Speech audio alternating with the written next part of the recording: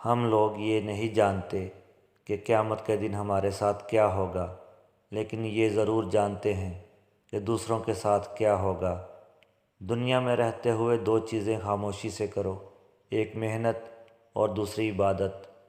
تم کب صحیح تھے یہ کوئی یاد نہیں کرتا، تم کب غلط ہو یہ کوئی نہیں بھولتا۔ نظر اپنی خامیوں پر بھی رکھیں، ہمیشہ غلط سامنے والا نہیں ہوتا۔ دوست کے ساتھ صرف ایک ہی سلوک جائز ہے اور وہ ہے وفاداری۔ حاتم طائی نے کہا تھا، میں نے 4 علم اختیار کیے اور دنیا کے تمام عالموں سے چھوٹ گیا۔ کسی نے پوچھا وہ 4 علم کون کون سے ہیں؟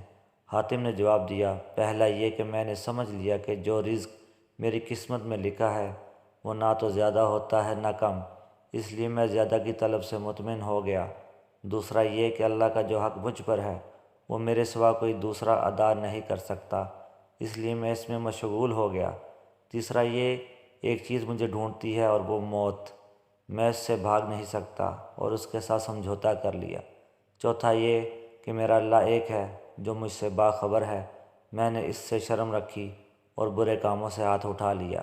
یہ 4 علم زندگی کے لیے اصول اور ایسی مشعل راہ ہیں کہ جس نے انہیں اپنا لیا، زندگی اس کے لیے اتنی آسان اور مطمئن ہو گئی کہ شاید دنیا میں کسی اور کی نہ ہو۔ ہم دنیا بھر کے اعلیٰ اداروں سے تعلیم حاصل کر لیں، مگر جب ہم ان اصولوں کو سمجھ لیں گے اور انہیں اپنا اوڑھنا بچھونا بنا لیں تو اس علم کی برابری دنیا کی کوئی تعلیم نہیں کر سکتی۔